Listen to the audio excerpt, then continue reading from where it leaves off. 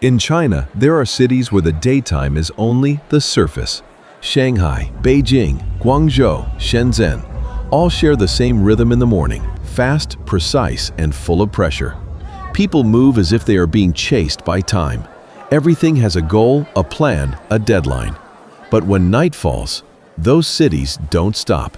They simply change. The lights turn on, but not to illuminate. They create another world. A world where people can temporarily escape their daytime roles. And in that world, the girls appear, not as a side element, but as a central presence.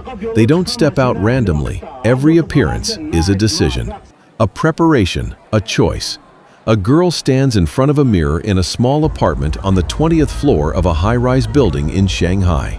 She has spent nearly an hour choosing her outfit, not because she doesn't have clothes, but because she knows who she wants to be tonight. A confident person, a seductive one, a mysterious one, or simply someone different from her daytime self. She changes her hairstyle, reapplies her makeup, adjusts the lighting in the room to take a photo before going out. Not to keep it, but to post it. Because here, life doesn't just happen in reality, it also happens on the screen. A photo before going out is an announcement. I'm living, I'm here, I'm not being left behind. And after posting, she looks at the screen for a few seconds, waiting for a few likes, a few comments. Only then does she leave. That's not vanity, it's part of the system. A system where if you don't participate, you get left behind.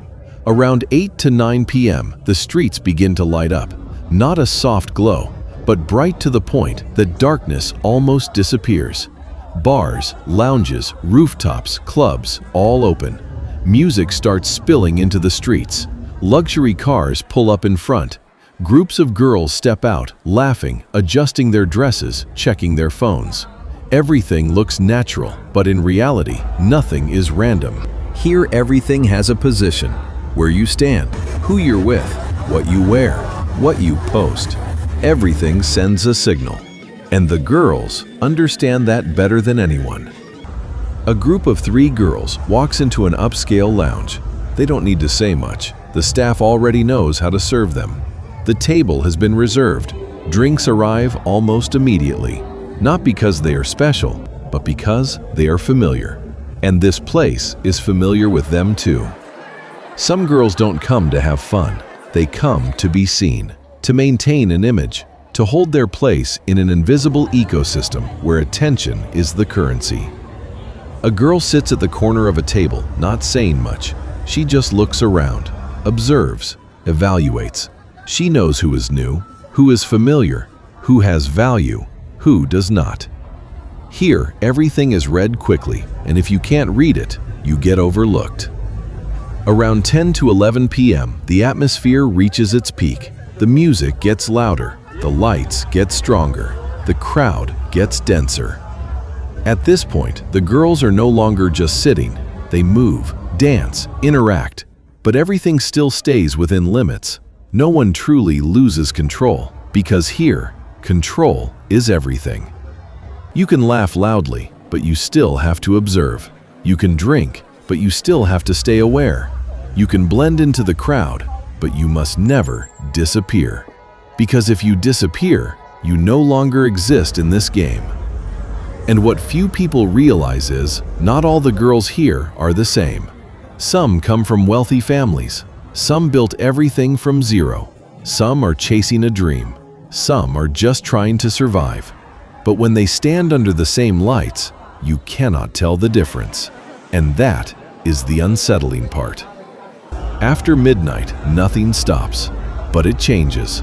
If the early part of the night is performance, the later part is truth. The girls are still there, but they are not the same. The smiles remain, but they are no longer natural. The eyes are still bright, but there is something else, hard to name. A girl steps out of a club and stands outside for a few minutes. She doesn't go back in. She doesn't leave either. She just stands, as if waiting, but not knowing for what. Her phone vibrates. She looks at it, doesn't reply, turns off the screen, then exhales softly. A very small breath, but enough to show not everything is okay.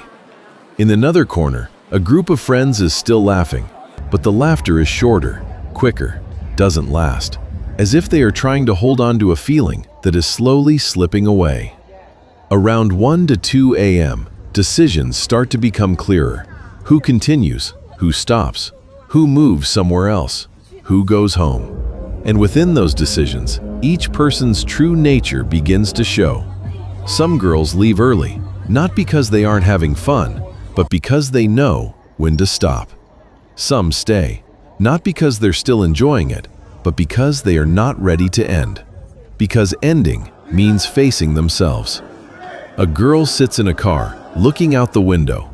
The city is still bright, but inside the car, it's quiet. She doesn't play music, doesn't use her phone, just looks. And in that moment, no one knows what she's thinking.